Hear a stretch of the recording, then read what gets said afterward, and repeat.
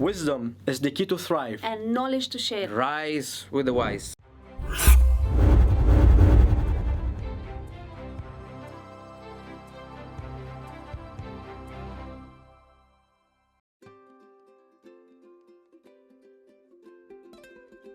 Welcome everyone to a new episode of the Wise Podcast, and together we Rise with the wise.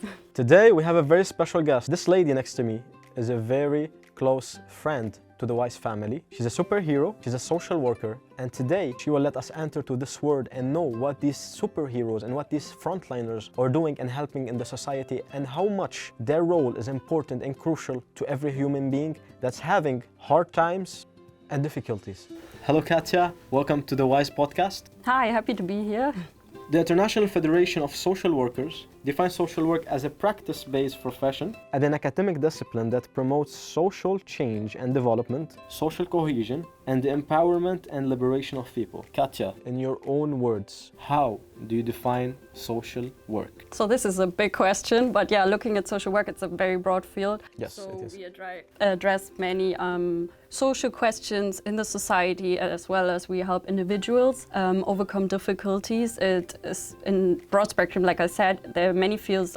We address topics like poverty, unemployment, mental illness. We work with the homeless, street workers. There are many fields, and it's all based on a theory, but yeah, we apply them in our daily life, but it also takes some experience produced over the years. And I can say that's a very demanding job, right Atif? Yes, it is. It is. it can be, definitely, yeah. All right, so I would want to know, you mentioned a broad variety of people over here. Yes. From different yes. demographics, age, and you mentioned a lot of people. So I would want to know what sort of people, like you mentioned drug use, you mentioned unemployment. So what do you specialize in currently? Is there any sub-specialization for social workers? Yeah. Let's say, like you said, there are different groups we address, like age-wise, for example, children as well as the youth, elderly. There are many different target groups, as you would say, and also the ones you named. This is part of it, but yeah, we address mainly like the individual, and we try to empower by showing them their own strengths, and yeah, we deliver help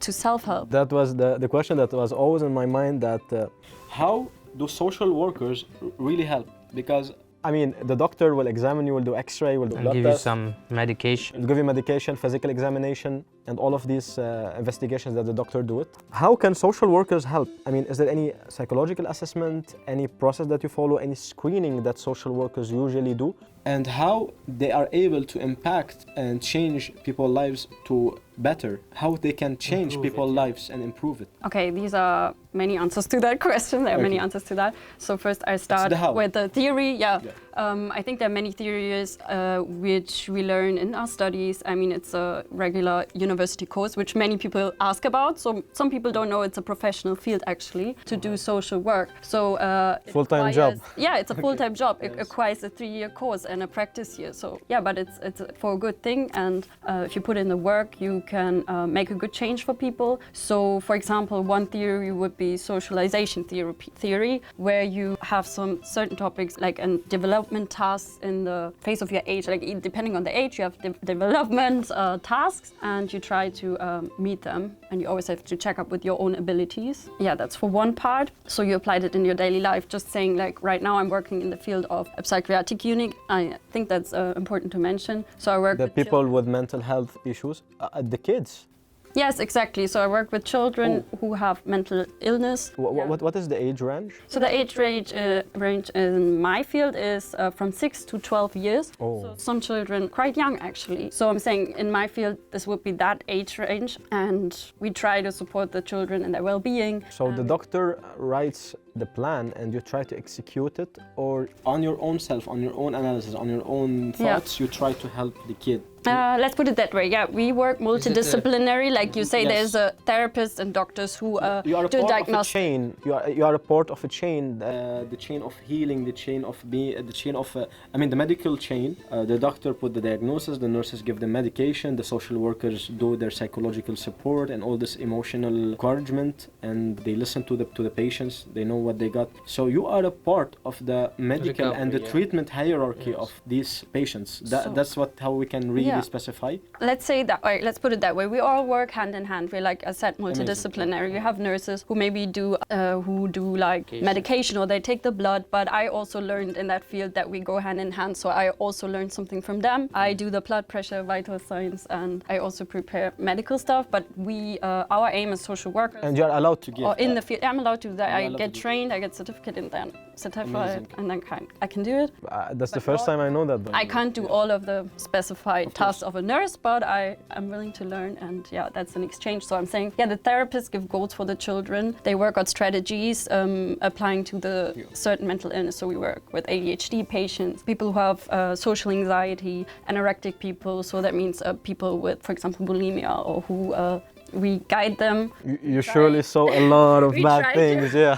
Use the strategies and support them in using their strategies, and give them routine and structure. So in your past experience, I mean, actually your current experience, let's put it, has there been any sort of maybe a story you could tell us about a patient? We wouldn't want to obviously disclose anything, but we would want to know something positive so that we can help let our viewers know that how social work helps to improve like a success story. A success story, yes. Because you know that I'm a nurse, and we put a lot of efforts into healing the people that are between our hands. So really, is there any success story like what Atif asked? Or is there a patient you would remember? Like a memory that stuck in your mind? With you. Somebody or a patient you help. You work on this case for quite a bit, and the outcome was successful, and that person is now in a better state, and he's good now. So right now it was quite recent, so like you said, I can't give any identifying facts. That's on for the sure. people. Yeah, for sure. That's also a part of our confidentiality. Yeah, confidentiality. We just say patient A and let's go, yeah? Yeah, just saying, a case. Like, no, I was for sure. Patient A, yes. No, just saying we have like morals code we refer to, so that's part of it. Important to mention it as a social worker that refer to those morals, and we work after them and daily self-reflect, so that's part of it as well. So yeah, naming a case would be, for example, a boy who is or was anorectic. I mean, you know, it's an eating disorder, like a disorder. So I think these kind of patients usually stay with us from like 2 to, it can be 6 months if it takes the time. So you really like a crucial part of the daily routines. You give them structure, maybe structure they don't receive at home, or support. Of course, we have the professional view on it. At home, like it's difficult, like with these patients, you have to address their emotional needs as well as the food part. I mean, it's a situation where it can be at some point life or death. So it's not like I'm saying I saved someone. It's nutritious. Yeah. I mean, it's nutrition. Yeah. It's nutrition. Exactly. You must know with your professional. So apart from the doctors maybe sharing you some tablets for calcium or etc. etc. Supplements and supplements. You come in, setting up a structure, a timetable. You encourage them for the food habits, is it? Yeah, we encourage them for the food habits. We make food plans which contain certain calories. Obviously, the patient is not to know about the calories because they have an issue with that already. So, of course, we ask them about which parts they want in their plan and all that. We consider their wishes, but saying we mostly with those patients is also giving the emotional support, sometimes having to set boundaries where they can't set them for themselves. For example, they move a lot, extensive movement and sports. For the people hearing us, I just want to go back a little bit. Anorexic means the person who doesn't want to eat. Exactly. He has an eating disorder. He doesn't want to eat, or she doesn't want to eat because of body image. Because of is it because of a disease, or it's mostly because of psychological disorder, or it can be both also? That's my question. Like you said, it's eating disorder. If you can just define it for the people that are watching us and hearing us. It's what is the root like of anorexia usually? So you're referring to the eating. It's an eating disorder. So anorectic people would usually not allow themselves to eat, or they don't want to eat. They sometimes aim to have they stop maybe their development. It has several causes. It can be like a emotional cause, which PTSD? No, that would not be the cause for anorexic people, but it could be like a certain incident in the family, like a divorce would be an example. But it's usually multiple reasons why you get that mental illness. Exactly. So you can't like put a point on this. It's that reason, but it can be caused by some emotional pain which you're trying to control. And with controlling your food intake, you can have a certain range of control control, and also it could give you the power of having achieved someone, if something. If, for example, your surroundings or your family is asking a lot of you, and for example, educational purpose. So Right. So just going back to the boy that you helped out, so can I know his success story? So he actually stayed with us. He had difficulty maybe applying like the food plans. Sometimes he would like to change it or hide some food or something. So we would support him. Sometimes we had to be like that. We have to lovingly remind him, hey, I saw you just did that. Please just put it back. We can't be harsh about it. Like, it's really helpful for them. So we show that commitment and the acceptance, and we're seeing it's hard for you, for example, to eat, but we support you. I see it's hard for you right now and you're struggling, but still we're here. And yeah, we're with him over a certain time. Like, it was 3 months approximately. Yeah, it's not only me who had an impact on that, but I'm a full-time employer. Participated in that boy's success, and later on he became better. He became better, actually. We supported him. We showed him a way, and he became better in eating and putting his daily structures. I will not say career, because you told me you work with pediatrics. Yeah. So I would say in his school performance, in his education, he became a better version of himself. And still, in the school, he never had an issue, but it's about making the surrounding people also aware, the parents. So we worked closely together with them, and I think that patient, I would call him our client, he saw that we are doing our best and we're bringing those fields together. So everything he learned with us, he can apply at home. And I think most of the times it was mostly being there, helping him to regulate his emotions also. So yeah, at the end, it's that's what making one grateful. But he did it with his own abilities. He didn't see them before. So many people struggle with self-worth also. Yeah, in the end, maybe I received a little keychain, like, which he was saying, thank you, you were my support in all this time. So amazing. That's good. So just to wrap up, it was great to have you on the podcast. I would like to know some words from you on your profession that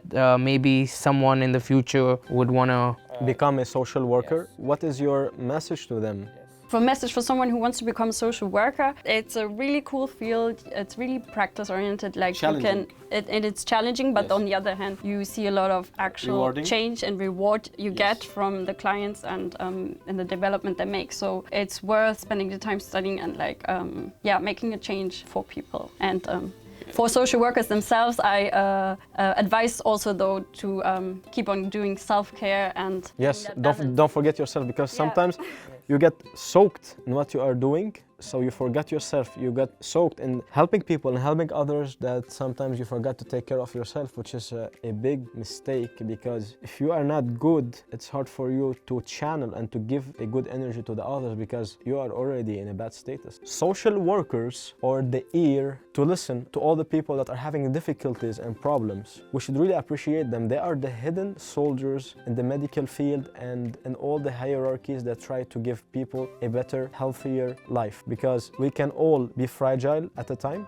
We can all suffer from mental illnesses. Talk to someone and seek help. Katia, I want to ask you our signature question, the wise question. How can people become wiser from a social worker perspective? So we also aim to offer low threshold services. So we ask you to seek out for our services and don't shy away to ask for help. So don't keep it in yourself. Don't load it up. People who have issues at home. I believe it's men mostly, because men keep it quiet. Men are known to be tough. It's our ego that it's always pushing us to keep the things inside of us and not speaking to someone about it, because we think sometimes that speaking to a social worker or to a therapist or to your friends sometimes even is a sign of weakness and a sign of not being alpha. That's also actually toxic masculinity, I would even name it. Like, men are scared to seek out help because they're not You will see a man strong and walking confidently and doing everything correctly and successful, and suddenly you hear that he suicided. Why? Because he kept building it up inside of him until he pushed himself to a point that he can't take it anymore. Men cries alone, they don't seek much. I know that mental health problems can affect both genders, sexes, but I truly believe that for us men it's hard sometimes to seek out and to speak, because it looked like you said, it's less alpha or... No, there are actually studies that claim that women seek out more for help because they don't have that resistance and they not have maybe that attributes, these attributes which you just mentioned, that are expected of them by society. So there's a quote. It says, "Most men lives lives of quiet desperation, and they go to the grave with the song inside of them." yeah, so please, I ask you, Yes. please not to do that. Seek out help, either gender or whatever. Yes. Final message? Yeah, go seek out help, ask for social services. Yes. We will be there for you. Stay wise. Thank you, everyone. Follow and subscribe.